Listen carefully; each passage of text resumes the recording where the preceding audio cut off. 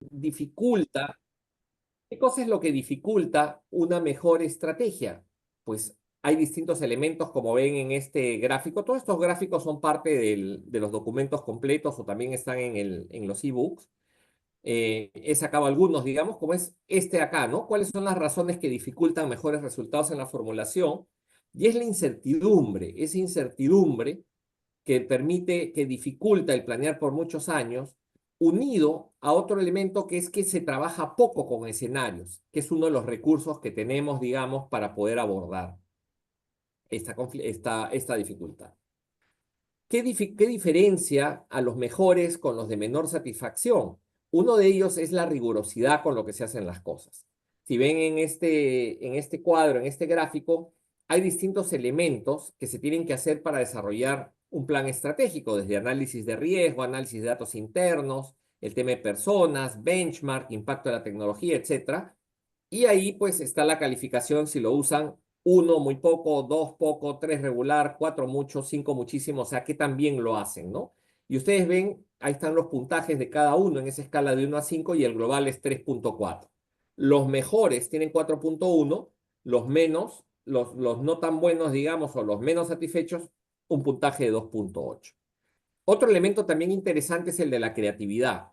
En la creatividad, por ejemplo, preguntábamos cuáles son los elementos que utilizan para fomentar la creatividad, como por ejemplo innovación en productos y servicios, participación de equipos multidisciplinarios cuando están trabajando esto, inclusive invitación de clientes y proveedores, que fíjense es lo que sale un puntaje más bajo, etcétera. Y también con esto tenemos los puntajes en cada uno, con un global de 3.3, teniendo los mejores 3.6 y los que no salen tan bien 2.8. Y entonces, con esto como marco, me permito preguntarles un poquito a los panelistas lo siguiente. Lo primero, en la experiencia de ustedes, ¿qué hace que algunas empresas logren formular estrategias claras y otras no? ¿Cuáles son esos elementos? Adelante, por favor. Vamos comenzando, si quieren, por Miguel. Bueno, buenas noches. Yo- sí, un primer punto para mí es fuera de todo lo que has explicado. No sé si me escuchan bien, ¿no? Te escuchamos Era, bien, Miguel, ¿ah? gracias. Uno puede tener la misma metodología, aplicarla a diferentes empresas, pero los procesos y los resultados son totalmente diferentes, ¿no? Entonces, creo que no se trata tanto de la metodología a veces, sino de que los directivos los directores o el CEO normalmente no tienen una clara visión de lo que está buscando con el planeamiento, ¿no? Algunos lo hacen, bueno, casi por rutina, ¿no? Dicen, vamos a hacer planeamiento y tal, pero no tienen claro si es que vas a buscar realmente en unos nuevos mercados con vehemencia o tu tema va por la innovación y tal. Y entonces el que no tener una clara visión de la alta dirección hacia dónde quiere ir, creo que va a perjudicar hacia adelante los resultados del proceso de planeamiento estratégico, ¿no? Ese es un primer punto, pero los dejo ahí a Pepe Garrido que quiere hablar, creo, está ahí. Sí. Adelante. Gracias, Miguel. Vamos, Pepe. No, no, no. Muchas gracias, Hugo, por todo este trabajo y por esta convocatoria. Estoy feliz de estar tanto con Miguel como con Fito, amigos de tantos años. Fíjate, creo que una de las cosas que veo en la formulación es que, primero, hay más gente satisfecha con el análisis de riesgo que con la formulación de la estrategia. Entonces ya me diera la impresión de que su análisis de riesgo tiene un grado de miopía alto, porque si tuviera un buen análisis de riesgo debería estar más contento con la formulación de la estrategia, porque entonces está contemplando escenarios incómodos. Y hago este comentario porque la incertidumbre, primero, es parte de la vida, o sea, nunca tendremos certidumbre. O sea, si alguien se queja de la incertidumbre, pues mejor que se dedique a otra cosa. Lo digo con todo respeto, pero también con mucha claridad. Por lo tanto, es una variable indeterminada con la cual hay que aprender a vivir. Sin embargo, ¿cómo le pedimos a los ejecutivos? Sí, formula la visión, tienes la misión, pues al medio hemos puesto ahora el propósito, cuando muchos de los sistemas de compensación son anuales. Entonces, claro, tú también tú preguntabas la creatividad. Sabemos que hay muchas cosas que yo voy a comenzar y que no las terminaré o que tendrán un tema de periodo de maduración más largo. Creo que hay un aspecto que sin querer estamos induciendo a pensamientos más cortoplacistas porque nuestro sistema de compensación no está armonizado con lo que esperamos de los procesos justo de escenarios y de más largos plazos. Esa es un poco mi primera reflexión. Excelente, excelente. Muy buen punto, ¿ah? Un punto bien, bien interesante este de la periodicidad de las compensaciones con lo que queremos lograr. Muy bueno. Fito, adelante, por favor. Gracias, Hugo. Buenas noches. Bueno, digamos, un poco difícil añadir a lo que han dicho Miguel y Pepe. Yo me inclino muchísimo por lo que dice Miguel, ¿no? El tema de fijarte un objetivo y dirigir la organización hacia ese objetivo a través de diferentes estrategias, eh, al menos en nuestra industria, en la minería, es clave, ¿no? Uno tiene que tener, digamos, tantas variables en la cabeza todos los días, que si es que uno no tiene claro hacia dónde tiene que dirigirse, es muy fácil perder el camino, ¿no? Eh, de manera que el objetivo es una cosa que nosotros en minería repasamos con una periodicidad muy frecuente, ¿no? Porque como te digo, en la minería cambia desde las leyes del mineral hasta las leyes del país, y en el medio te cambia el yacimiento porque, en fin, pasan mil cosas debajo de la tierra que uno no tenía idea que iban a pasar, que tanto el hecho de tener el objetivo claro y de haber pensado en escenarios y tener un conocimiento bien claro de tu campo de acción, digamos, es clave, ¿no? Perfecto. Muy Hugo, bien. Entonces, lo tengo, que viene. Sí, adelante, Miguel. tengo dos puntos nada más. No sé cómo seguimos, pero uno, y con Pepe que hemos hecho también bastantes trabajos en muchas empresas grandes y todo este tema, era, uno, si la alta dirección, si el CEO y el directorio realmente no están comprometidos con el tema del planeamiento estratégico, de encontrar estos nuevos caminos hacia dónde va a ir la empresa, el tema no funciona, ¿no? Al final, se termina con un trabajo, digamos, medio, ¿no? Que no genera ningún cambio, cuando realmente cuando uno hace realmente un proceso profundo de planeamiento estratégico, sí generas muchos cambios dentro de la empresa, ¿no? Entonces, si no hay un compromiso férreo de la alta dirección, ¿no? El directorio, el gerente general, comenzando que los gerentes de las unidades de negocio y los gerentes de las operaciones comienzan a replegarse, ¿no? Y a pensar menos en todo este Ajá. proceso y toman menos riesgo.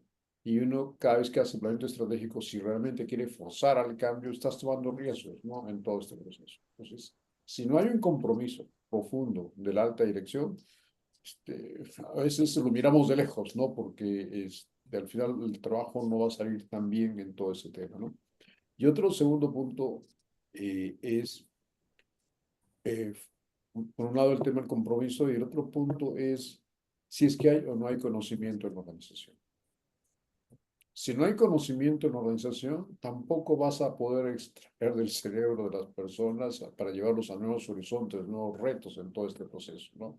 Y creo que hoy no hay un proceso de planeamiento donde no estés forzando la innovación, ¿no? El tema de la incertidumbre, los cambios y tal, que es la vida nuestra de todos los días en la empresa es la innovación, ¿no? Entonces, si no tienes este conocimiento en la organización, mal puedes hacer un gran planeamiento, ¿no? Te vas a quedar Ajá. moviéndote en el mismo sentido en el que estás, ¿no? Entonces, cada vez que uno entra a hacer planeamiento, cuando te piden ayuda para esos temas, lo primero que miramos es realmente la alta dirección está comprometida y quiere un cambio con todo este tema. Y lo segundo que miramos es realmente, ¿hay conocimiento o no hay conocimiento en la organización, ¿no? Porque si no hay conocimiento, el trabajo no es de un consultor, de alguien de fuera, ¿no? Es trabajar con las personas de la organización, ¿no? Correcto. El planeamiento es de ellos, ¿no? Lo que un externo puede hacer es apoyar con metodología en todo este proceso, ¿no? Y saberlos guiar en el análisis. Pero si ellos no tienen conocimiento, nada, no llegas a lo que están esperando probablemente ellos de todo este proceso de planeamiento, ¿no? Entonces, porque vi tus estadísticas, si tienes, sí, muchos hacen proceso de planeamiento, pero dices, oye, realmente, de todo ese porcentaje que está ahí, me hubiera gustado ver, realmente, ¿cuántos de esos procesos de empresas que han hecho planeamiento de manera regular realmente han generado cambios fuertes dentro de su organización, ¿no? Sería otra Ujú. medida para el futuro, ¿no? Realmente habría que ver cómo lo medimos, ¿no? Pero ¿cuántos de esos realmente generaron cambios en todo este proceso? Que va Sí, relacionado con lo que plantea Pepe, ¿no? Tú no puedes remunerar por periodos de un año, ¿no? Cuando tú haces un proceso que como mínimo estás pensando 5 años, ¿no?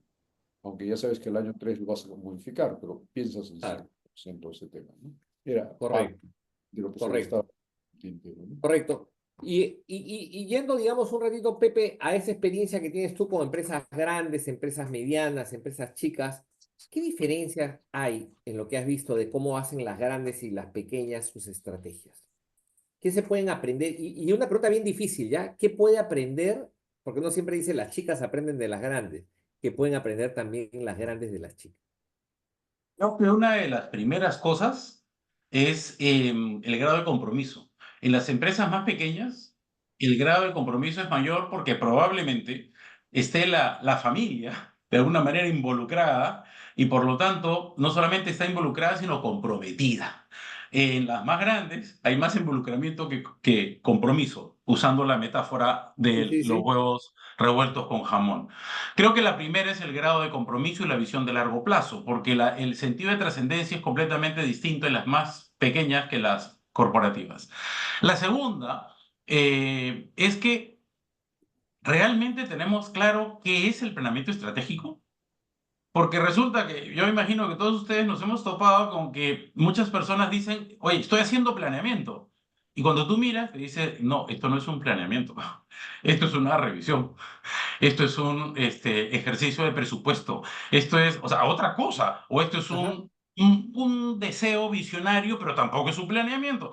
Entonces, creo que también, y eso en las más grandes sí lo tienen un poco más desarrollado que en las chicas.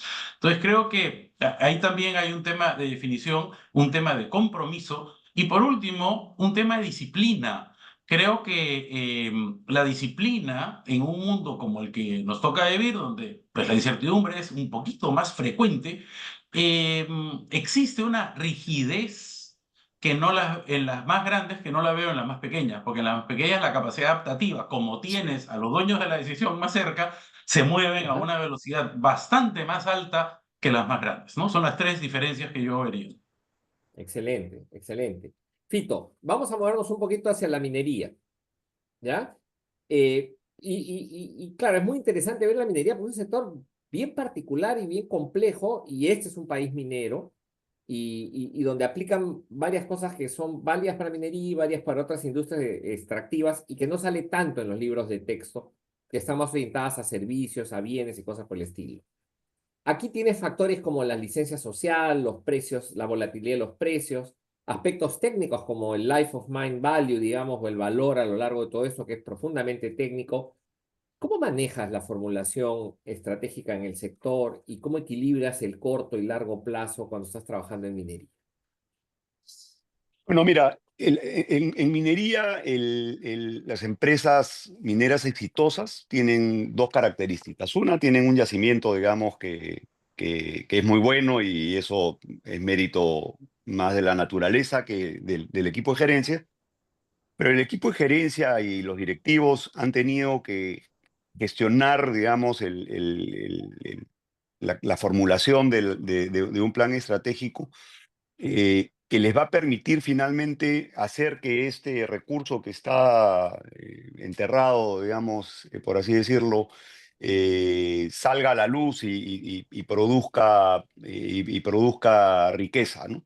En ese camino, generalmente hay muchos monitores, ¿no? Uno tiene el monitoreo del banco que te presta la plata, de los inversionistas que te dan la plata, y tanto el banco como los inversionistas te dan la plata para desarrollar estos proyectos mineros y estas operaciones mineras, en tanto y en cuanto tu plan estratégico sea bueno.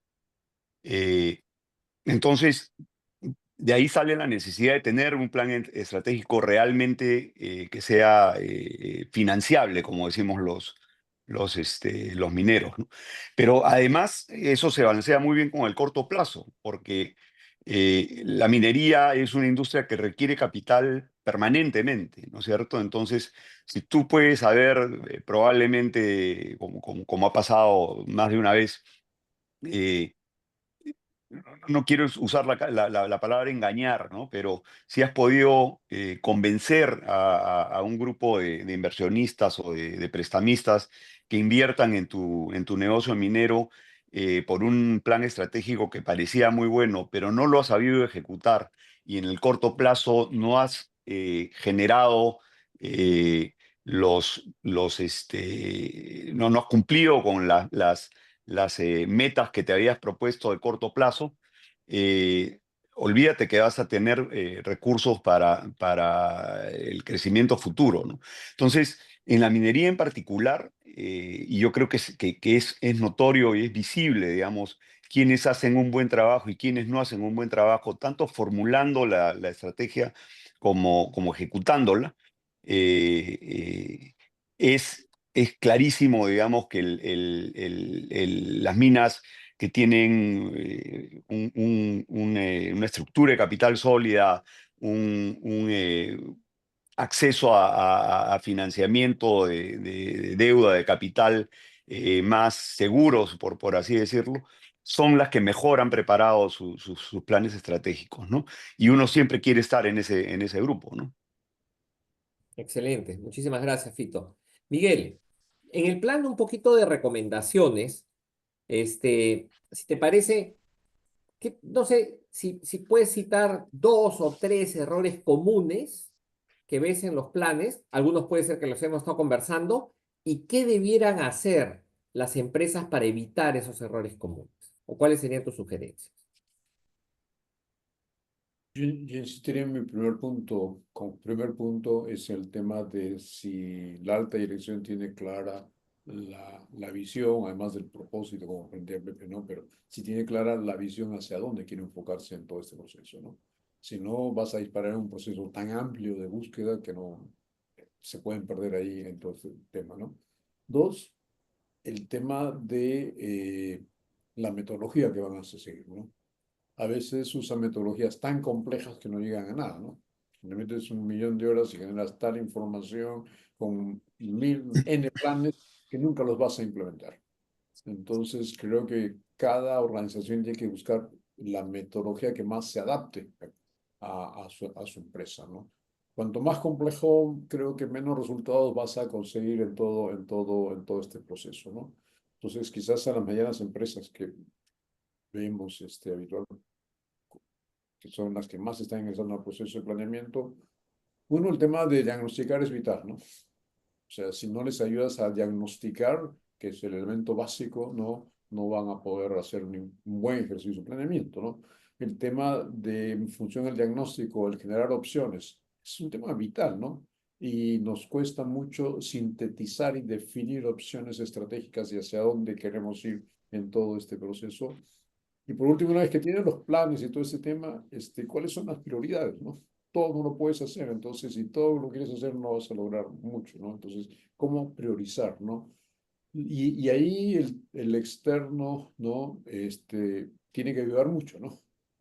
No, sobre todo, insisto, en estos modelos de las medianas empresas. En las grandes empresas, quizás lo que sí tienes son recursos, ¿no? Tienes mucho conocimiento en tu organización, hay gente, áreas enteras dedicadas a estos temas de planeamiento y buscar la metodología y todo este proceso, ¿no?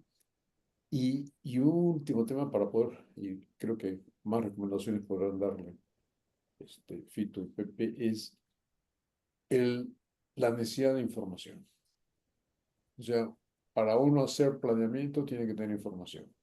¿no? Entonces, uno tiene que ver dónde está la información y tratar de conseguir la información. Uno no puede estar, todo es incierto realmente en donde movemos, con lo cual en la incertidumbre, si quieres avanzar, necesitas información. Entonces, tienes que tener información y un profundo entendimiento del sector. Creo que los mayores fracasos que he visto en los procesos de planeamiento son porque uno no entiende el sector, no entiende hacia dónde va el sector, con lo cual no puedes generar nuevas opciones de crecimiento y te concentras en lo que estás haciendo. Y tampoco entienden el ecosistema, ¿no? ¿Qué pasa con los stakeholders? ¿Qué pasa con los nuevos competidores que van a abrir? Entonces, uno los tiene que ayudar a que piensen en cómo funciona ese ecosistema el día de hoy, cómo será el nuevo ecosistema en todo este proceso, ¿no? Y por eso es que a veces les es difícil a una empresa sin ayuda externa poder hacer un buen proceso de planeamiento, ¿no? Porque uno tiene que ver cuáles son los pasos que tienes que seguir y probablemente detenerte en los que sabes que no están avanzando, ¿no? Pero para mí un paso fundamental es, si no entiendes el sector, no entiendes el ecosistema que está alrededor de esto, que es cómo se está generando, y no entiendes la tendencia, porque nosotros lo que vemos son tendencias, ¿no? No haces planeamiento para este año, haces hacia el futuro, ¿no? Mínimo piensas en 5 años, aunque sabes que lo vas a cambiar al año 3, pero piensas a 5 años, por lo menos, ¿no? Correcto. Los planes que yo he visto de minería no son a 5 años, porque en 5 años ni siquiera se arrancó la mina, ¿no? O sea, tienes que irte en 25 años. ¿Cómo será el mundo en 25 años, no? Pero tienes que tomar decisiones en función a todo este tema, ¿no? Entonces, como has salido de tu documento, de tu investigación, se requiere metodología, ¿no? Y se requiere ser riguroso en el análisis, ¿no? No se puede estar generando, no es un albur, ¿no? Necesita rigurosidad en el proceso que vas a seguir. Entonces, Y esto, Miguel, que señala, fíjate, me lleva a una reflexión, ¿no? Cuando a veces me preguntan cuánto tiempo debe durar un ejercicio de planeamiento estratégico, es que esto puede durar una tarde o un día. O sea, nos reunimos un día con el grupo de ejecutivos, ¿de acuerdo? La alta dirección, los dueños y tal, y podemos comenzar a discutir cuáles son las fortalezas, las oportunidades y a partir de ahí cuáles son las iniciativas y en un día definimos el plan estratégico. Pero claro, ¿cuál es el problema de ese? Que lo hemos hecho mirándonos al ombligo. Y lo que tú señalas es muy importante, hay que hacerlo de afuera hacia adentro. O sea, oye, ¿qué dice nuestro consumidor? ¿Qué siente nuestro consumidor? ¿Quiénes son los que son el benchmark a nivel mundial? ¿Qué pasa con los competidores, etcétera? Y eso es lo que toma más tiempo que justamente esa recogida de información que es de afuera hacia adentro, que muchas veces puede ser que los ejecutivos la tengan medianamente clara, pero hay que pasar del medianamente clara a tenerlo mucho más claro. Yo varias quisiera, veces, para responderme, varias veces hemos conversado sobre este tema, ¿no? De que muchos quieren en un mes hacer el planeamiento, ¿no? O te dicen en 3 tardes lo vamos a hacer, ¿no? En 3 tardes podemos bosquejar, ver el camino, qué es lo que vamos a hacer, cómo nos vamos a estructurar, ¿no? Podrás dimensionar al monstruo, pero hacer un buen trabajo de planeamiento lleva su tiempo, ¿no? Y no haces todos los días planeamiento, ¿no? Entonces hay que dedicarle el tiempo suficiente a todo este proceso. correcto. Gracias, Miguel. Pepe, Fito, ¿algo más que quisieran ustedes agregar o puntualizar, digamos, para ir cerrando este bloque de formulación? Pues me adelanto, sí, creo que una de las grandes brechas, fallas que tenemos es que hacemos como compartimentos estancos, ¿no? El sector, no sé cuánto, por aquí. La aspiración, por este lado. Y de pronto cuando tú quieres que interactúen justamente para los escenarios, pues no, cruje. Entonces, por ejemplo, Miguel hablaba súper bien de lo que es el sector. La reflexión del sector y de los cambios del sector no es cosa menor, porque incluso debe tener números y debe tener un montón de cosas. Esa reflexión del sector hay que contrastarla con qué? Con las aspiraciones del accionista. Porque el accionista nos tendrá que decir, oye, ¿qué riesgos quiero? ¿A qué velocidad? ¿Quiero crecer orgánico, inorgánico? En fin, necesidad de cash. No, a veces ni lo preguntamos. Y hago yo mi estrategia porque acá hay un nicho. Oye, ¿el accionista le has preguntado?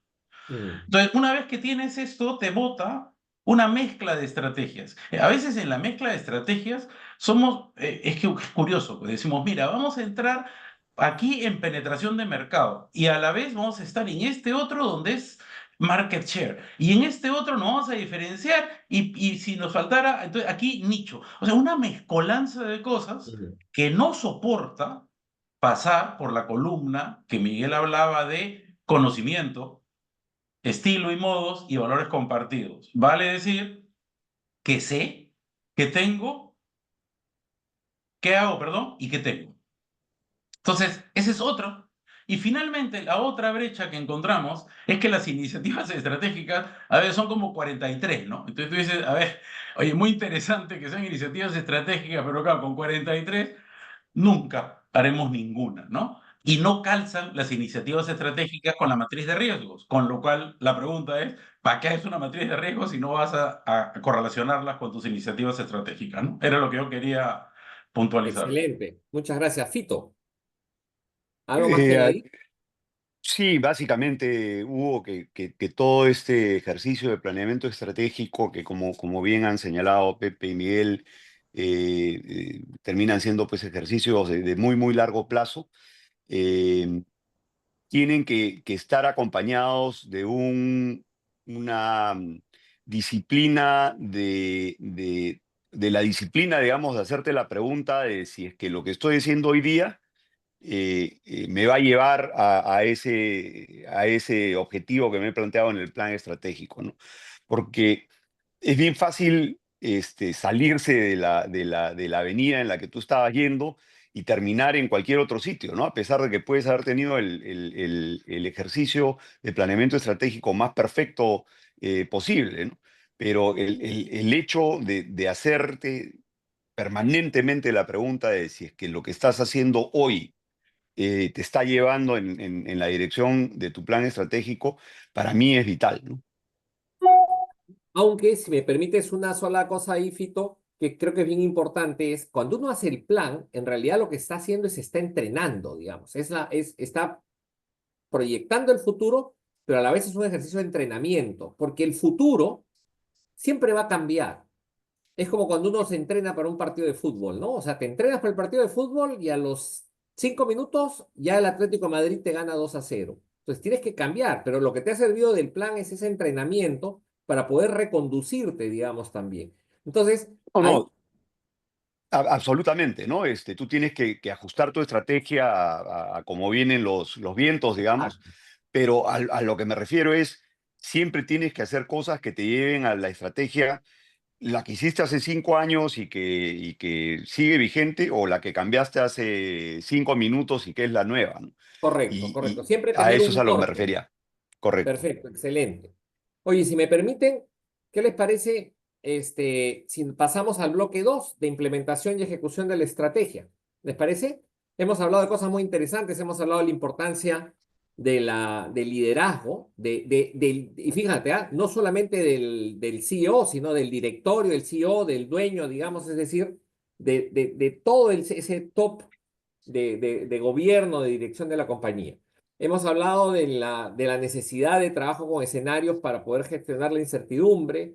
Hemos hablado de la importancia de la información y del trabajo, digamos, de ahí. Hemos hablado también de las diferencias que hay entre unas empresas más chicas que tienen una ventaja de compromiso, unas empresas más grandes que tienen una ventaja de estructura. ¿No es cierto? Hemos hablado también cómo hay sectores como la minería que tienen que hacer planeaciones en horizontes de muy largo plazo, pero que sin embargo tienen que estar llevando también una ejecución de corto, ¿no? Y hemos visto todo esto también de cómo al final de cuentas la estrategia es algo que uno lo hace con mucha diligencia, pero tiene que tener claro que no se puede enamorar del PowerPoint con el que se hizo su estrategia porque está hecha para que vaya cambiando conforme se van produciendo los acontecimientos.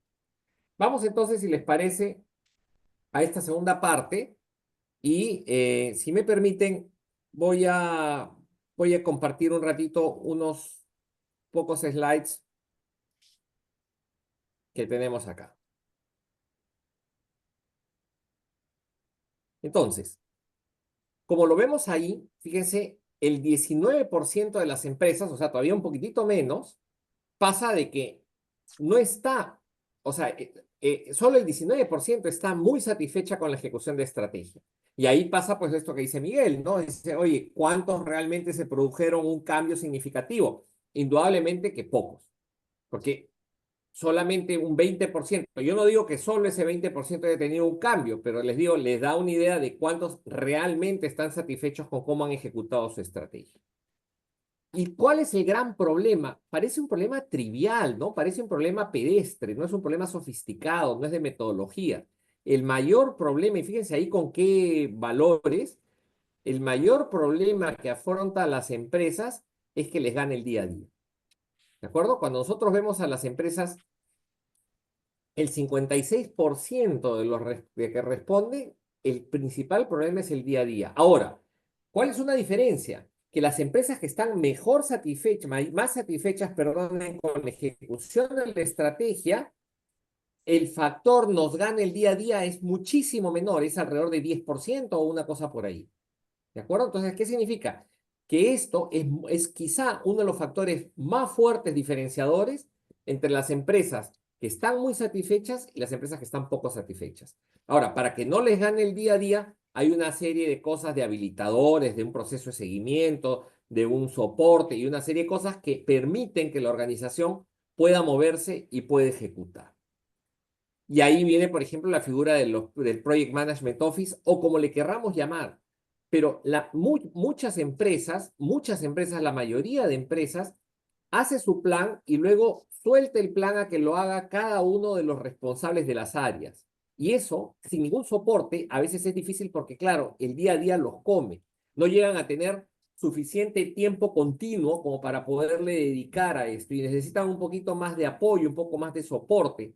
Y ahí es donde juega el rol del PMO. Fíjense, los niveles de satisfacción promedio están en 7 y cuando tenemos PMOs está en 7.7. No siempre, naturalmente, los PMOs nos van a asegurar, pero mejoran bastante los resultados que podemos aspirar.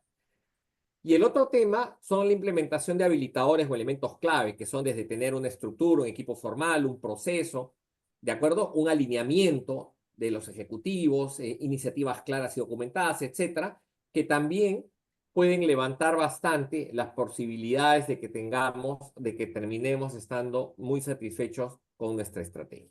Y ahí lo dejo, y si les parece, vamos a conversar un poquito sobre esto. Yo quisiera preguntarles en general, ¿por qué la ejecución sigue siendo un punto tan débil en tantas empresas?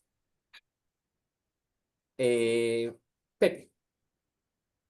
Primero porque la ejecución implica cambio y todo cambio es una violencia. Es ejercer una violencia orientada hacia un fin, pero es un cambio. Y hay cambios que necesariamente pueden interpelar hasta tu propio estilo, tus propios conocimientos. Creo que tenemos una falta de humildad de reconocernos en qué ámbitos y en qué estrategias y en qué momentos podemos aportar valor y cuándo no podemos aportar valor. Un proceso de transformación en el que actúas de una manera distinta porque la empresa tiene que moverse de manera distinta, muchas veces desde el directorio hasta más abajo, pues tenemos que cambiar y tenemos que cambiar porque es completamente distinto el estilo. Una cosa es reaccionar. Yo creo que tenemos una idea muy reactiva de los perfiles muy reactivos. Otra cosa es mantener, otra cosa es expandir y otra cosa es reinventar. Las personas somos absolutamente distintas y no podemos pretender que una persona de un perfil pueda ser buena en los otros tres. Entonces creo que eso es para mí la primera, que es un cambio que interpela y que nos falta la humildad para poder reconocernos y reconocer qué cambios tenemos que hacer con las personas. Excelente. Miguel, ¿cómo asegurar?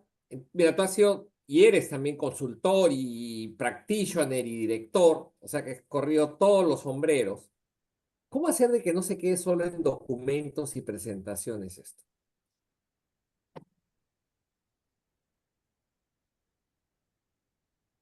Con lo que estaba pensando mientras hablaba Pepe de lo que estaba comentando los opiniones. A ver, para mí el tema de la implementación es de las cosas más complejas que pueden haber, ¿no?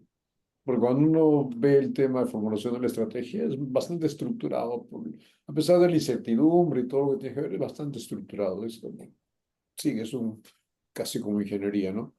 Pero con Pepe justo hicimos un paper sobre el tema de la implementación y hay dos columnas totalmente complejas, ¿no? Bueno, todo lo que tú quieras implementar de la estrategia pasa por el tema de la estructura, ¿no? De la real y este, y la que has diseñado, ¿no? Y también por el tema de cómo le vas a pagar y todos los sistemas que están ahí, ¿no? Pero hasta eso resulta fácil, digamos, resulta implementable muy rápido, ¿no? En identificar, ¿no? Pero con lo que más nos encontramos en los años con Pepe y nos damos golpes es con la columna central, ¿no? Que es el tema de lo que le denominamos el tema de la cultura, ¿no? Que es un poco diferente a lo que se escribe durante el tema de la cultura, ¿no? Porque toda la cultura en principio está basada en conocimiento, ¿no?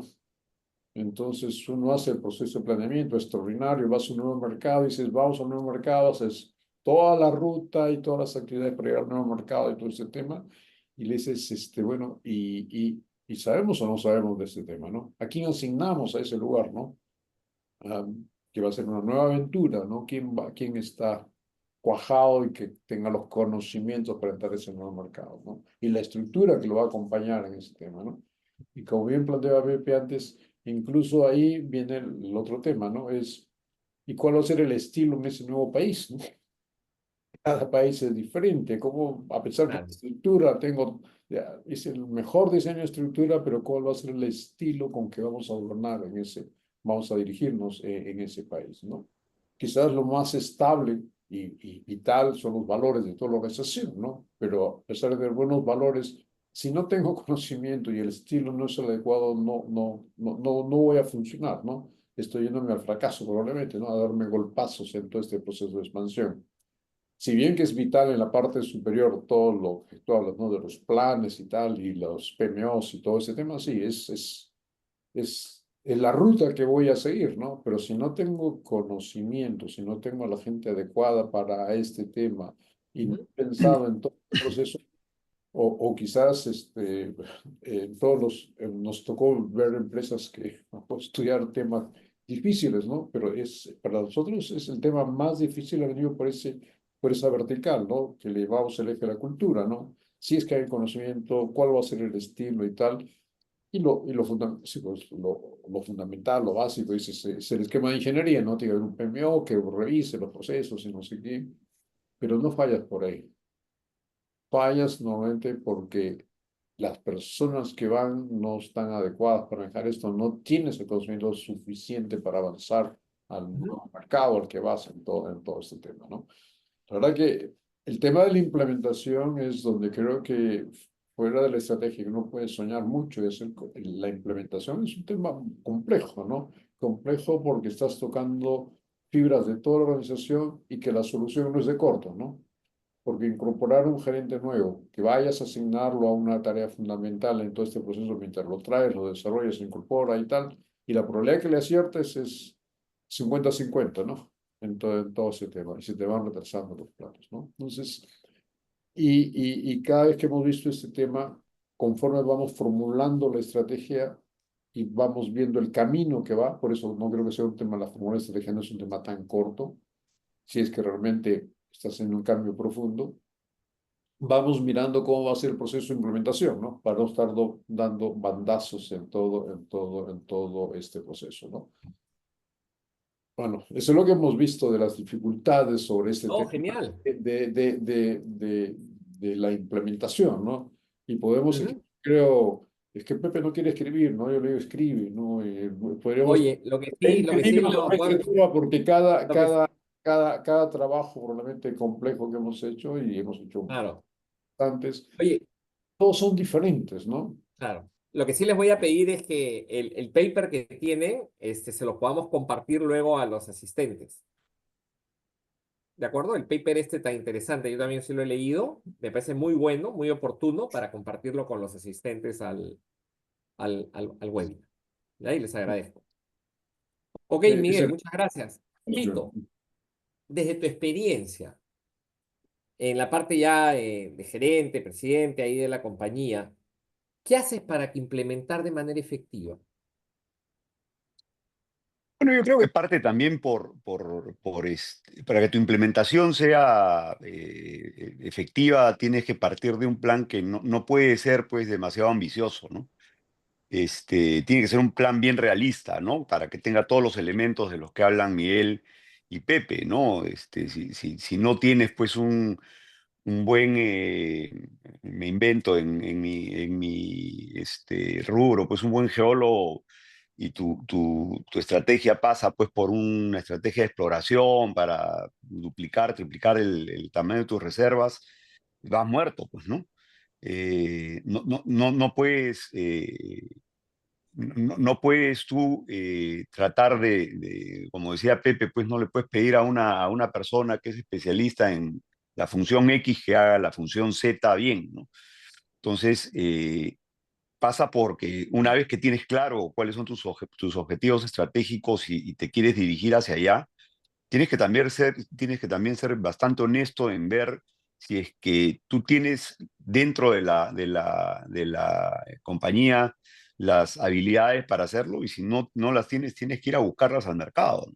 Y tienes que estar dispuesto a pagar por ellas, ¿no? Porque si hiciste bien tu plan estratégico y ese plan estratégico va a conducirte a los resultados que tienes, pues es una inversión, no es un gasto, ¿no? Yo creo que muchas veces lo que yo he visto, tanto desde mi perspectiva de minero ahora como cuando era banquero antes, es que la gente tiene unas muy buenas ideas, digamos, y unos equipos que no necesariamente están en capacidad de desarrollar esas ideas. Ujú. Perfecto, Fito, gracias. Entonces, fíjense, sobre el tema de implementación, que hemos visto que es un tema muy difícil, hemos conversado, bueno, primero les contaba que hay este tema de cómo rompemos esa inercia del día a día. Yo hace unos meses escribí un artículo sobre las 3 marchas del management, ¿no? Que uno estaba en el día a día, en la mejora y también en el tema de la empresa de mañana, ¿no? Y cómo manejar las 3 marchas es un tema que es muy difícil y muy complejo, pero si no manejamos las tres, es muy difícil que tengamos presente y que tengamos futuro a la vez, ¿no? Entonces, ese día a día a veces vienen los PMO, los consultores o gente que pueda ayudar, digamos, para poder sobrellevar eso. Pero como señalan ustedes, hay un elemento muy importante que es el elemento de la cultura, digamos, para conseguir esa transformación, ¿no? O sea, cómo hacemos que la cultura apoye y señalan un ángulo que es muy interesante. La cultura vista no solamente como una cuestión de valores, sino como una cuestión también de cuál es el conocimiento que tenga la organización, ¿no? Y eso es lo que señala tanto Pepe, Miguel ha hecho bastante énfasis ahí también, y Adolfo también, ¿no? Fito, cuando habla del tema este justamente de, oye, ¿cuáles deben ser las competencias de las personas para las cuales les estás haciendo los encargos o quieres que ejecuten, digamos, las cosas, ¿no? Entonces, creemos que esos son muy importantes. Eh, no sé si tienen alguna otra puntualización adicional, sino para pasar al bloque 3 del índice de madurez estratégica. No sé si Pepe, Fito, Momentos. tienen algo Solo un, adicional. solo Sí, por un favor. temita, perdóname, pero me voy a referir a Aristóteles, que usaba logos, patos y etos como sus 3 elementos más importantes para la persuasión. Cuando hacemos un plan, Ujú, hacemos esto de la persuasión. Y Fito ha hablado de algo que es muy importante, que es el tema del logos, que es la razón. Tiene que ser realista. ¿Qué significa que sea realista? Que tenga un sustento numérico, que tenga patas. Porque que si no es que no, es que tiene que ser 20% porque yo digo, no, o tiene que ser -40. Entonces, ese es el primero. El segundo es que tiene que haber una aspiración que le dé la parte de la emoción, el patos. Necesitas una emoción, claro, con una parte de sustento. Y la tercera pata o tercer punto de este triángulo es la confianza. ¿Por qué? Porque vas a aspirar con un sustento que es una premisa, pero sabiendo que los valores de la compañía te van a acompañar. Y eso es la confianza, y eso es el ethos. Entonces creo que es importante ajá, combinar estas 3 cosas porque en el fondo es mover voluntades. Lo hemos hablado los 3. y esas voluntades necesitan de estos tres elementos aristotélicos para poder ponerlos a caminar. Excelente. A veces también decimos, Pepe, no sé si cuadra esto con el tema de entender, querer y poder, ¿no? Para que las cosas se produzcan, ¿no? Pero sí, sí, sí.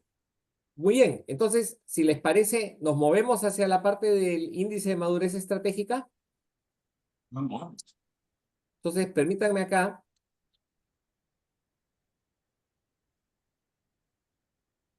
Este es el mapa, digamos, o la telaraña del índice de madurez estratégica. Aquí vemos que en general, digamos, dentro del índice de madurez estratégica, fíjense las anaranjados, todo esto lo ven en los reportes. El anaranjado es la parte de parámetros o dimensiones, digamos, de madurez en cuanto a formulación, y las verdes son los parámetros en cuanto a ejecución.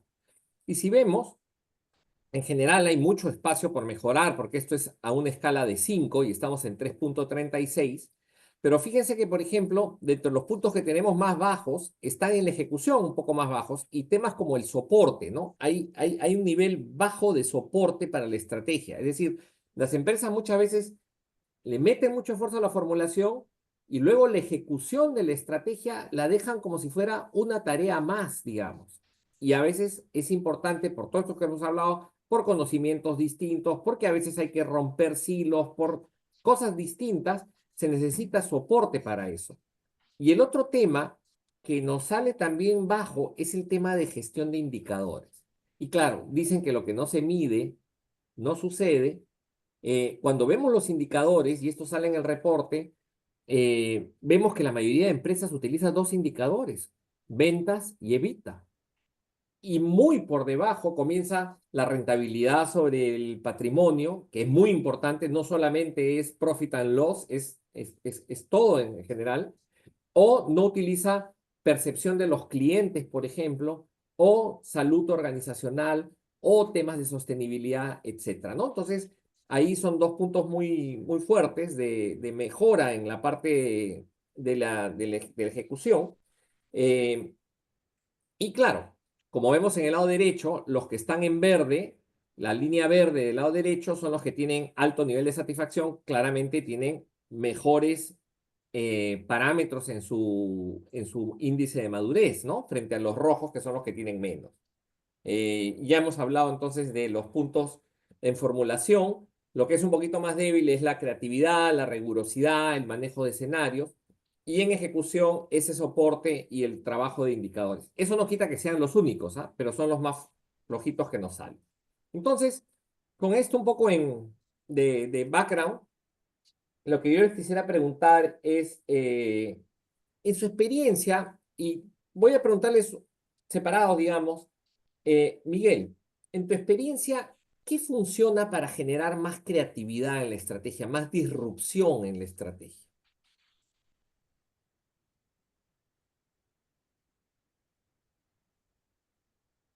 Es una pregunta que yo no sé si tenga una respuesta tan exacta, ¿sí? Porque realmente para que generes disrupción en el proceso de planeamiento habría que haber generado retos impresionantes, ¿no? No, o sea, parte por lo que hayas definido en tema de la estrategia, ¿no? Pero por el otro lado, a la hora de implementar, para que esto funcione, vas a tener que buscar unos líderes muy especiales, ¿no? Entonces, sin esos líderes y no solamente ellos, ¿no? Si con un equipo con esa capacidad de riesgo, ¿no? Y de tomar decisiones y de mirar fuera de su entorno básico en todo este proceso, ¿no? Entonces, cada vez que uno mira en el tema de la creatividad, primero es hasta dónde tiene gente que tenga capacidad de riesgo, que tenga ha sido expuesta a desarrollar nuevos procesos y tal, ¿no? Y no es un trabajo de 24 horas, ¿no? En lo que yo he visto, nos hemos llevado algunos años antes de poder tener un grupo de gente innovadora, creativa, que desarrolle cosas nuevas, ¿no? Porque pasa por tener a las personas adecuadas, ¿no? Y que después, cuando tienes un grupo, esto tracciona a toda la organización, ¿no? Pero tienes que tener un grupo que comience a liderar este proceso de cambio, ¿no? Entonces dices, quiero innovar, no lo vas a hacer en 24 horas, algo que sea un trabajo muy específico, ¿no? Para Ujú. irse a una organización innovadora te va a llevar años en todo ese tema y pasa por encontrar a las personas adecuadas, desarrollarlas, ¿no? Este, nada, es un proceso para mí, ojalá se pudiera hacer en tiempos más cortos, ¿no? Porque todos necesitamos innovar, ¿no? Y para innovar necesitas gente creativa, ¿no? En todo este proceso, ¿no? Entonces viene desde cuál es el perfil de las personas, cómo los entrenas, cómo los desarrollas y tal, ¿no? ¿Qué retos les pones, ¿no? Y además, cómo desarrollas esa capacidad para que tomen riesgo, ¿no? Lo que más hemos, creo, desarrollado en las empresas es el temor a tomar riesgo. La gente Ujú. no puede dar, ¿no? Hay Estamos acostumbrados no, a no fallar, ¿no? pero además porque cuando fallas es divertido trabajar y los sumerges, ¿no? Pero ya no puedes hacer eso, ¿no? Porque si no frenas la creatividad y todo ese tema, Claro. ¿no?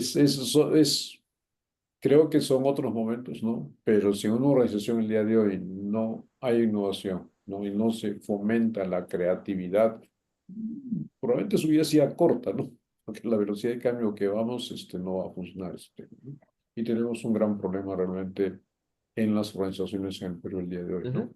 Cómo desarrollar Correcto, procesos de innovación, ¿no? correcto. Pepe, ¿podemos hablar un poquito de escenarios? Dele, dele. ¿Cuántos escenarios? O sea, cuéntanos un poquito de eso. O sea, en la parte de los escenarios, ¿cuántos escenarios? ¿Qué tan, qué tan, qué tan extremos? ¿Cuál es el propósito? Desarrolla un poquito sobre el tema de los escenarios, qué hacer, cómo hacerlo, por favor. Que es un tema tan, tan importante con este mundo buca y todas estas cosas. Sí, sí, sí. Bueno, primero que esa cosa del escenario realista, optimista y pesimista, eso ya es jurásico, ¿no? O sea, eso no existe. ¿Y por qué digo que no existe? Porque los escenarios necesitan de gestión y gobierno de data. Sin Business Intelligence no hay forma que tú hagas escenarios serios. Harás elasticidades, si baja el mar, que se sube el precio, pero eso no es una modificación de las variables fundamentales de tu negocio. Y adicionalmente, necesitas inteligencia artificial, porque cada vez sabemos que una variable nuestra tiene el efecto mariposa de n árboles de variables y que si no las simulamos, no vamos a poder construir estos escenarios. Entonces yo lo primero que hablo es de este gobierno de datos y de este uso de tecnología para poder tener esta data, esa parte de la razón que nos decía Fito. Ujú. Eso es lo primero. Y lo segundo es que si existen siempre variables que no puedo manejar, variables que tengo que mitigar, y variables que tengo que evitar.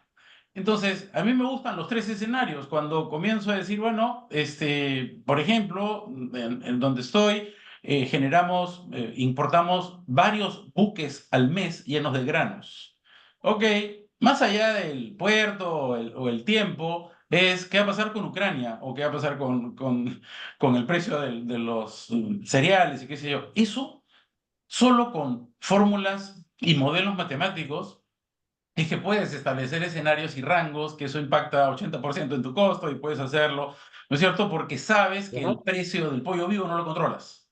Ah, entonces, si no lo controlo, ¿cómo lo mitigo? Entonces, voy por el lado de lo que mitigo, lo que no controlo y lo que sí puedo y debo controlar. Excelente explicación, Pepe, ¿ah? De verdad, muy bueno, U- muy bueno. Sí, sí, adelante, Miguel. Una pregunta. ¿Le podemos preguntar a Pepe sobre el tema de la innovación? Adelante. Perdón, antes que le preguntes a Fito, pero es que es su core, entonces me quedo con la curiosidad de saber qué piensa él de ese tema de la innovación, dado que lo tengo al frente. Pues Buenísimo. me has Gracias. tenido al frente y me has tenido al lado los últimos 3 días, así que tampoco es Mira, ¿qué pienso con el tema de la innovación? Creo que primero en las compañías tenemos que desarrollar, a ver, yo la he eliminado de mi léxico la palabra resiliencia. Porque la resiliencia, como lo aprendemos en ingeniería, y Fito también es de mi misma facultad, de la misma universidad, Sabemos que es restituir a la condición original. Nunca en el mundo de los negocios vamos a regresar a la condición original. Entonces es una aberración conceptual decir que tienes resiliencia. Pero la otra es que nosotros necesitamos heroicismo, porque el héroe es el que se atreve, es el que cambia, es el que se adapta y es el que confronta. Entonces, fíjate el perfil de persona que estoy planteando para el tema de la Ujú. innovación. Pero adicionalmente, efectivamente, Miguel, la compañía, muchas veces somos los que matamos la innovación porque nuestro estilo es muy rígido y todo esto. Pero ¿qué pasa con nuestros perfiles, con nuestra ilusión del explorador? Y yo le llamo con esta actitud, ya a mi edad, de veterano principiante. ¿Por qué no vivir como un veterano principiante? ¿Por qué no reconocer que la experiencia que tenemos nos permite hacer más preguntas que dar respuestas a la gente? Y creo que esa cosa motiva mucho a los equipos, a cuando tienes, tal vez, los que estamos en puestos de dirección o en encargos, ver cómo nos transformamos en veteranos principiantes y no en jueces o fiscales de la gestión y les provocamos estas preguntas que no se habían hecho y que estimula de una manera muy directa a una forma diferente de hacer las cosas. Excelente, muchísimas gracias. Fito, vamos a un tema que también es de esos temas difíciles, digamos, con los PMOs. ¿Cuál ha sido tu experiencia con Project Management Office? ¿Crees, no crees? ¿Cómo te ayudan? ¿Cómo sacarles provecho? Yo no creo que haya una receta para que sea buena para todo. Digamos, yo creo que los PMOs son muy útiles en determinadas circunstancias y no son tan útiles en otras. Las veces que yo he utilizado PMOs, y tú sabes perfectamente que a veces lo he necesitado, eh, digamos que a mí personalmente, desde mi experiencia personal, la cosa ha funcionado bastante bien. Eh, Escoger a quién va a ser tu PMO es sencilla, una tarea compleja, ¿no? Entonces, eh, eh, yo creo que no es una receta que yo se la daría a cualquiera, porque el PMO al final del día va a hacer lo que tú le pidas que haga, ¿no? O sea, en otras palabras, pongo el ejemplo, ¿no? Cuando se decidieron hacer los Juegos Panamericanos en Lima, Ajá. yo creo que la estrategia que se utilizó para poder terminar esa obra de infraestructura, digamos, en tiempos que nos parecen récords, ¿no? Estamos en un país en el que se construye un aeropuerto y no se ha llegado todavía con ninguna vía de acceso, ¿no? Para dar un poco de contexto de en qué país estamos y sin embargo, para esos juegos se pudo hacer, digamos, un despliegue de obras de infraestructura bastante importantes. Eh, yo creo que el éxito al margen de que los PMO funcionaron muy bien fue el hecho de que a los PMO se les comunicó perfectamente qué es lo que tenían que hacer, ¿no? Porque si no, cualquier cosa pudo haber resultado, ¿no? Entonces, por eso es que te digo que yo no creo que sean una receta que funcione para todos.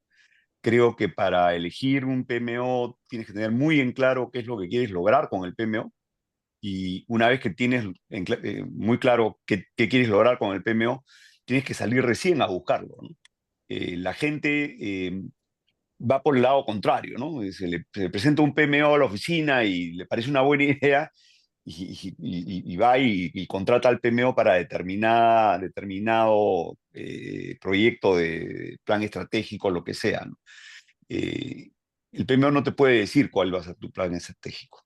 Ujú. Eso lo tienes que saber tú, lo tiene que saber la gente que conoce, digamos, las cosas más íntimas de tu compañía, ¿no? Pero Correcto. nuevamente, en el momento que los tienes que usar, si has hecho el proceso correcto y has elegido al PMO a conciencia, siempre te va a dar un buen resultado, ¿no? Perfecto. Y ahí, digamos, un poquito lo que estás hablando es el PMO o el consultor, digamos, ¿no? Un externo Sí, que, sí, sí, que te apoye. Mm. Perfecto. correcto. Bien, le quería decir y pedirle a los panelistas y a al auditorio si nos puede esperar un par de minutitos más para ya ir cerrando. Y ya pasamos con esto, les quiero agradecer.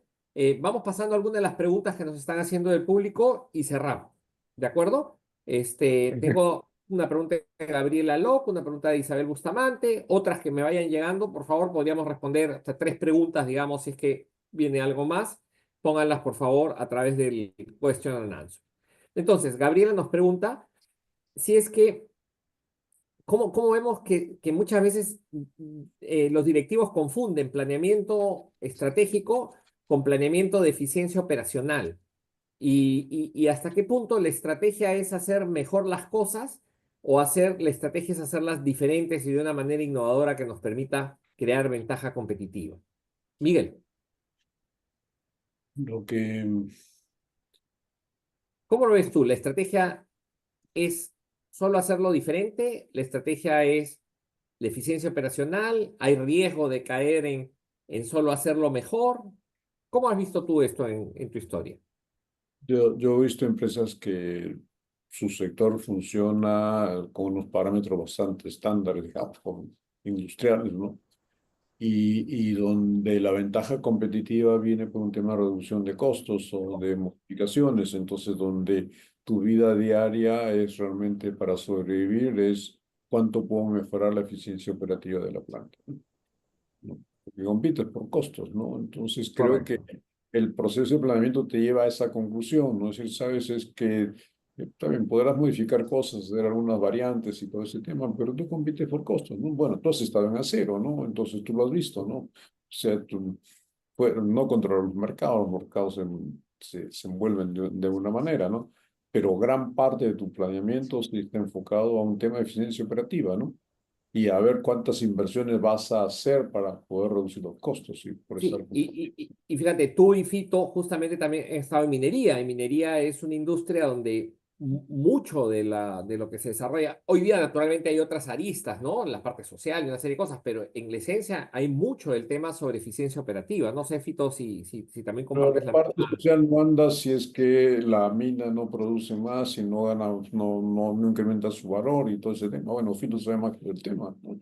Pero no, las dos cosas, aparejadas, ¿no? Mi mina no subsiste si no tengo una paz social y he desarrollado los stakeholders, ¿no? Pero necesito que la operación sea sumamente competitiva, ¿no? Perdón, Fito, tú eres el experto, yo me estoy metiendo a los No, por favor, Miguel. años que ya no estoy metido en ese tema, pero me parece un tema apasionante, ¿no? El tema de la minería, ¿no? Y bueno, el punto de la excelencia operacional digamos, un punto central en minería siempre, ¿no? Porque como bien estábamos diciendo, pues en minería uno gana comprando, no vendiendo, ¿no? Hay que tener un control muy estricto de costos y todas estas cosas. Pero yo creo que los planes estratégicos de las mineras ahora trascienden un poco esto. Esto es como la experiencia operativa es algo como que ya se espera que la compañía minera tenga, ¿no? Porque primero, si no traes talento, ¿no? Si es que tú vas a hacer una mina que no plantea excelencia operativa en cada una de las actividades de extracción, de planta, inclusive logística, pues vas a quedarte con gente no tan buena, digamos, ¿no? Para no calificar necesariamente eh, de una manera negativa a la gente. Eh, y eso es un dato que se tiene, ¿no? Yo creo que los planeamientos estratégicos de las minas de hoy día son cómo crezco, cómo hago, dado que conseguir permisos es tan complejo en el Perú y hacer proyectos nuevos es tan complejo, cómo hago dentro de la misma huella de impacto ambiental una operación más grande, ¿no? O una operación más rentable. Eso de ahí es mucho más importante que la excelencia operacional como se entiende en minería, ¿no? Que es extraer pues, el mineral al costo más bajo, ¿no? Muy Sí, bueno, Huguito, muy buena Huguito, argumentación. Huguito, Sí, tal Pepe, vez, tal vez si podemos referir para ayudar a un poquito más a la pregunta, es, dentro del plan estratégico está el tema de eficiencia operacional. Dentro de la eficiencia operacional no está el tema del plan estratégico. por eso. excelente, Pero creo excelente. que eso Y aprovecho, perdón, pero es que aprovecho la... no puede haber la negación del tema de la eficiencia, ¿no? Mm, Es parte Correcto. está dentro de mis procesos, ¿no? ujú. Oye, Claro. y ya cerrando con la pregunta, uy, han comenzado a despachar las preguntas, pero nos va a ganar el tiempo. Yo me quedaría además con ustedes, pero no quiero abusar mucho. A ver, vamos muy puntual, ¿ya? Pepe, construcción. Dicen, un sector tan cambiante como la construcción, donde puede haber una paralización que nos impacta en toda la obra y tal. ¿Se puede hacer planeamiento a largo plazo? Vamos así a rebotar. Bueno, la respuesta es Pregunta-respuesta. sí, la respuesta es sí. Uno en construcción sabe, bueno, dependiendo en qué parte está, pero uno necesita una cosa que se llama backlog, que son las órdenes en firme. Yo no puedo andar de obra en obra reinventando mi compañía porque eso pues no va a ser eficiente. Entonces, la idea es construir unos prospectos, construir un backlog y construir tus obras en curso. De esa manera, uno puede planificar sus flujos, planificar sus trabajos y planificar sus inversiones, aun cuando es un sector tremendamente cambiante. Evidentemente, si te vas con el Estado, va a ser más incierto que si es en el privado. Y si es en el privado, tienes que elegir qué sector, qué segmento, si es industrial, si es minero, en fin, que tendrán características de ciclos de demanda diferentes. Buenazo. Eh, Fito, el proceso de planeamiento debe incluir el análisis de entorno. ¿Cómo metes la variable política electoral en el análisis? ¿Lo planteas como escenarios? ¿Cómo manejas eso? Bueno, sí, sí, se plantea siempre como escenario y digamos, en un proyecto minero, que como bien decía Miguel, pues puede demorarse décadas en ver, digamos, en salir en vivo. Eh, Pueden haber en el medio muchos cambios regulatorios y de políticas que necesariamente afectan al sector. Y yo creo que uno tiene que, cuando desarrolla un proyecto minero, tiene que estar eh, primero muy al tanto de todo esto, ¿no? Porque hay gente que piensa que esto no es parte del trabajo, lamentablemente sí lo es. Y digo lamentablemente porque a mí no me gusta, pero tengo que estar al tanto. Y dos, hay que tener el plan B, el C, el D y el Z, ¿no? Sin duda. Perfecto. Muchas gracias. Y vamos a cerrar. Esta pregunta fue de Luis Enrique Vallerriestra.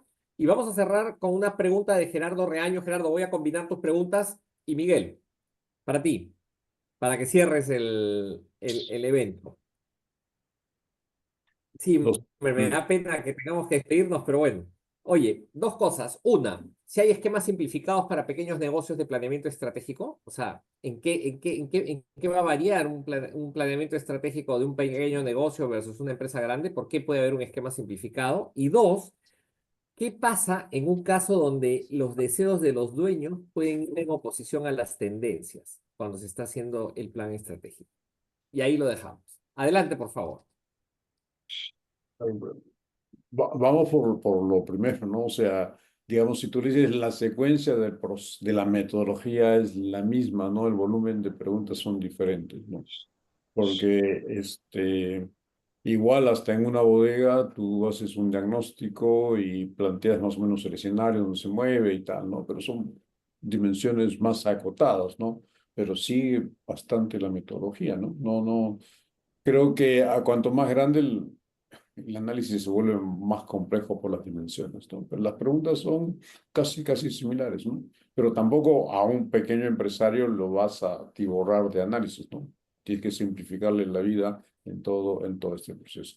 Más bien por tu capacidad de ayudarlo a simplificar y a que llegue a respuestas contundentes, ¿no? De lo que tiene que hacer. ¿Y cuál era la segunda? La segunda era, ¿qué hacer?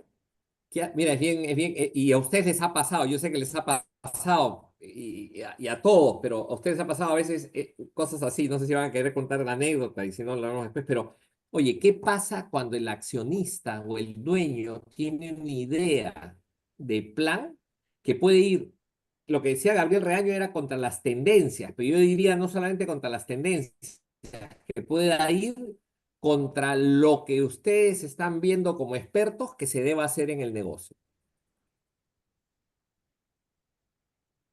Pero es parte de la vida, ¿no? Porque, digamos, cuando tú eres gerente general, ¿no? O eres un consultor y has llegado a asesorar a la empresa a- de acuerdo a toda tu experiencia, tus conocimientos, defines que el movimiento del sector va a ser de esta manera y tiene unas conclusiones y el dueño piensa al revés, tienes que ser honesto en decirle qué es lo que, a tu criterio, qué es lo que estás haciendo, ¿no? Es un problema de calificación profesional, ¿no? No, lo que no puedes hacer es decirle sí, estoy de acuerdo contigo cuando no estás de acuerdo, ¿no? Porque has hecho un trabajo profundo de lo que estás, ¿no?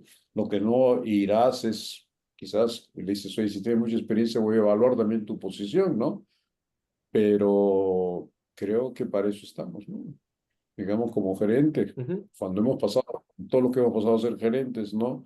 Y tenías esa posición, ha sido una situación normal, se presenta de manera normal en las empresas cuando hace planeamiento una discrepancia probablemente con el controlador, ¿no? Con el accionista controlador, ¿no? Que puede pensar diferente, ¿no? Nada, es Correcto. parte de tu vida de ser cliente, ¿no? Que te puede llevar a una posición de decir, mira, nada, ¿qué vamos a Tengo hacer, que no? renunciar. Ujú. Sí, Sí, ¿por qué? Porque cuando haces planeamiento vas a llevar a una secuencia de inversiones probablemente y tal, y a un enfoque del negocio, y lo que no puedes es obedecer a un enfoque en el que tú no estás de acuerdo, ¿no? Pero claro. se presenta de manera normal, ¿eh? O sea, porque él puede estar pensando diferente. Nuestra labor es mostrarle el por qué nosotros tenemos otra posición, ¿no? Pero tampoco profesionales vamos a acatar la posición de la otra persona, ¿no? Claro, Ahí ahí solo, perdón, pero ahí solo, qué importante es una instancia intermedia entre el accionista controlador y el management, porque la relación es de absoluta verticalidad, entonces, claro, es un deal breaker. Pero si tenemos una instancia entre el accionista controlador, donde él puede estar, y el management, se le puede ayudar a ambos a poder tejer una estrategia que sea no la mejor para la empresa, la que mejor atienda las aspiraciones del accionista. Porque esa es otra cosa. A veces uno piensa, no, es crecer, debe hacer, y si no, yo quiero esto otro, y quiero este retorno, y quiero estas cosas. Esas son nuestras variables, ¿no? Yo diría que ahí queda muy Ujú. claro que a veces un tercero o terceros ayudan sí, a este management a sí. de facilitar esa conversación. Sí, digamos, Perfecto. Pepe, sí es que se trata de esa diferencia, ¿no?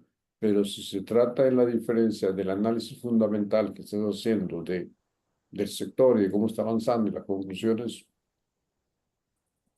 es Claro. diferente, ¿no? Yo admito, sí, en que es, oye, él quiere otro retorno. Sí. Tenemos puntos de vista diferentes y alguien puede ayudarnos. Que para eso es un directorio, ¿no? Para eso es el directorio, digamos, ¿no? Sí, Huguito Sí, está ya sí. moviendo la cintura, yo lo veo ahí a No, lo Huguito. que pasa es que ya me están diciendo que el tiempo, mira, se nos ha pasado Muy bien. volando. Yo En quiero el, agradecer muchísimo. estás en el set eh, de televisión de RTM, me imagino, ¿no? sí, sí.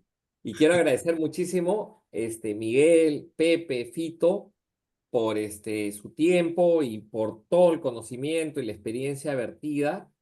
Para mí es un lujo poder haber estado de moderador de ustedes el día de hoy. Les agradezco muchísimo a la audiencia que nos está escuchando, las preguntas y todo eso, también agradecerles por el interés y porque nos hayan acompañado, pasado inclusive ya en buena parte con lo que era el horario inicial y mil disculpas por eso.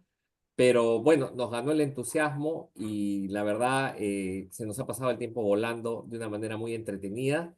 Espero que para todos ustedes también de una manera muy útil. Pues sin más, los dejo. Les agradezco mucho. Esperamos seguirnos viendo en otros webinars. Y nuevamente, Miguel, Pepe, Fito, un millón de gracias. y seguimos en contacto. Hasta pronto. Gracias a Un todos. Muchas fuerte gracias. abrazo para Muchas todos. gracias. Muchas gracias. Chao. Saludos. Chao, chao, gracias.